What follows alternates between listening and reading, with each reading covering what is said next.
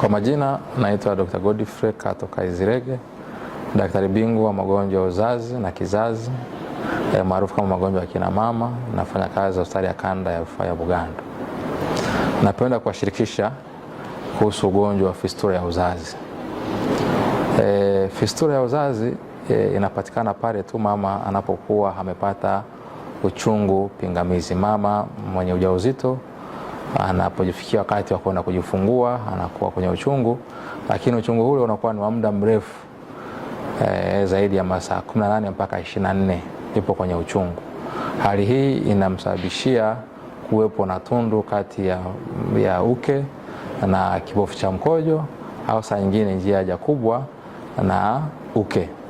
Hii inapelekea mama huyu anatoka mkojo muda wote pasipo kujitambua au pasipoweza kujizuia, au saa nyingine haja kubwa pale inatoka pasipoweza pia kujitambua. Changamoto hii imekuwa ni kubwa sana, hususan kanda ya Ziwa, kwa sababu ya kutokuhudhuria kliniki vizuri au saa nyingine kutokwenda hospitalini wakati unapopata uchungu ili usaidiwe ili mama aweze kujifungua vizuri. Kwa hiyo tumekuwa tukipata wagonjwa wenye changamoto ya kutoka mkojo ovyo wasiweza kujizuia, lakini pia wanaopata changamoto ya kutoka haja kubwa pasipoweza kujizuia. Hii imepelekea wagonjwa wa aina hii kujifungia nyumbani wakihisi kwamba wamerogwa.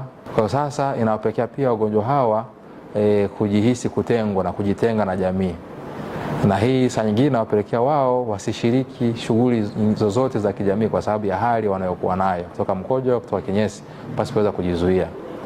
Kwa hiyo hii ni janga kubwa kwa wamama, na hospitali ya kanda ya rufaa ya Bugando inatoa huduma hizi za matibabu haya. Kauli mbiu yetu inasema fistula inatibika na kupona kabisa. Kwa hiyo wewe mkazi wa Mwanza na viunga vyote vya kanda ya Ziwa unakaribishwa hospitali ya kanda ya Bugando kwa ajili ya matibabu hayo. Matibabu haya yanatolewa bure kwa mgonjwa mwenye changamoto hii ya fistula. Mgonjwa huyu atapewa nauli ya kuja hospitali.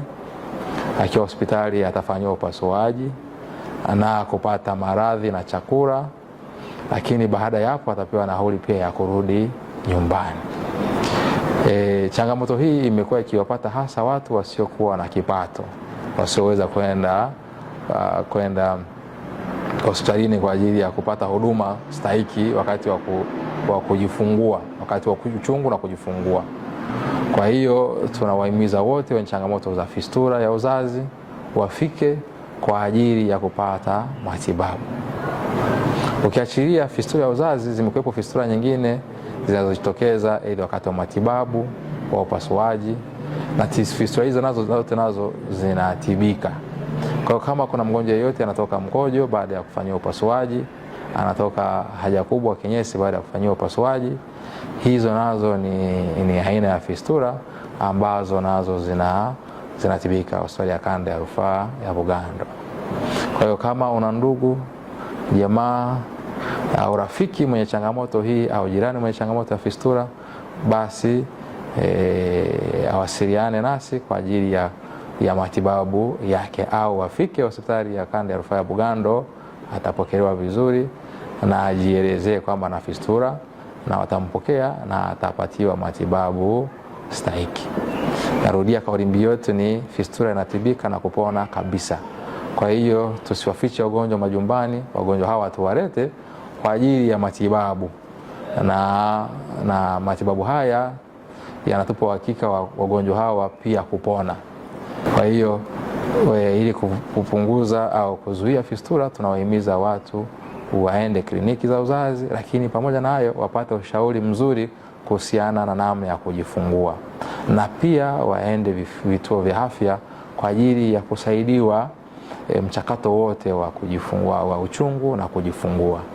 Hii itatusaidia kwa pakubwa sana kuzuia fistula ya uzazi. Asanteni sana, na karibu hospitali ya kanda ya Bugando kwa ajili ya matibabu ya ugonjwa tajwa ambao ni fistula ya uzazi.